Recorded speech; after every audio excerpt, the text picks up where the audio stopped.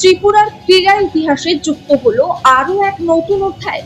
ভারতের ৮০তম স্বাধীনতা দিবস উপলক্ষে আগরতলার নেতাজি চৌমুহনী স্থিত NSRCC-তে শুরু হয়েছে প্রথম ATCA challengers cup 5 rated international chess tournament.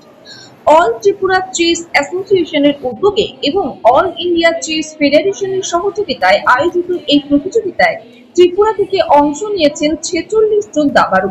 পাশাপাশি দেশের বিভিন্ন প্রান্ত থেকেও প্রতিভাবান দাবাড়ুরা যোগ দিয়েছেন এই আন্তর্জাতিক প্রতিযোগিতায়।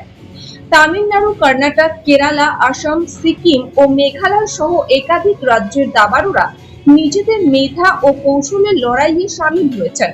সুইস সিস্টেমে মোট ৯টি রাউন্ডে অনুষ্ঠিত হচ্ছে এই ক্লাসিক্যাল 5 রেটিং টুর্নামেন্ট। আর প্রতিযোগিতার মোট পুরস্কার মূল্য ৫ লক্ষ টাকা। আগামী ১৯শে আগস্ট পর্যন্ত চলবে এই দাবার মহাসভা। রাজ্য ও দেশের দাবাড়ুদের আন্তর্জাতিক রেটিং এবং 5 পয়েন্ট উন্নত করার ক্ষেত্রেও এই প্রতিযোগিতায় গুরুত্বপূর্ণ ভূমিকা রাখবে বলে মনে করছেন আয়োজকরা। ত্রিপুরা থেকে বিক্রম কর্মকারের রিপোর্ট, প্রাইম প্রেস।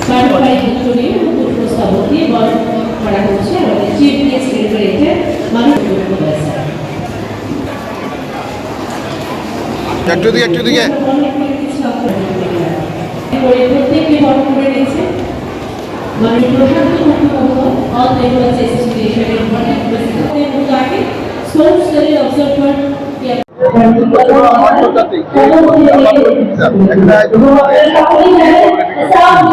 নমস্কার, আমি Prashanta Kundu, working president all Tripura chess association and joint secretary all India chess federation. আমাদের রাজ্যে এই প্রথম ৫ লক্ষ টাকা প্রাইজ মানি চেস টুর্নামেন্ট আমরা শুরু করতে যাচ্ছি ৮০তম আমাদের স্বাধীনতা দিবস উপলক্ষে। এই টুর্নামেন্টে আমাদের ১৪৬ জন পার্টিসিপেন্ট অংশগ্রহণ করেছে। পাশাপাশি রাজ্যের না, শুধু বহির্রাজ্য থেকে অনেক খেলোয়াড় এখানে অংশগ্রহণ করেছে। তামিলনাড়ু, কর্ণাটক, কেরালা, উড়িষ্যা, আসাম এবং সিকিম, মেঘালয় বিভিন্ন স্টেট থেকে প্লেয়াররা এখানে এসেছে। আমাদের এই টুর্নামেন্টকে ভিত্তি করে আমরা যে আয়োজন করেছি, সেই আয়োজনে ওদের থাকার ব্যবস্থা, অর্থাৎ এখানে যার যার মতো এখানে থাকারও রয়েছে ব্যবস্থা। ৫ দিন ব্যাপী টুর্নামেন্ট চলবে। সেই টুর্নামেন্টের ফার্স্ট প্রাইজ ৫০,০০০ টাকা, আর সেকেন্ড প্রাইজ হবে ৪০,০০০ টাকা, থার্ড প্রাইজ ৩০,০০০ টাকা। এইভাবে ধীরে ধীরে সমস্ত প্রাইজগুলো চলে আসবে।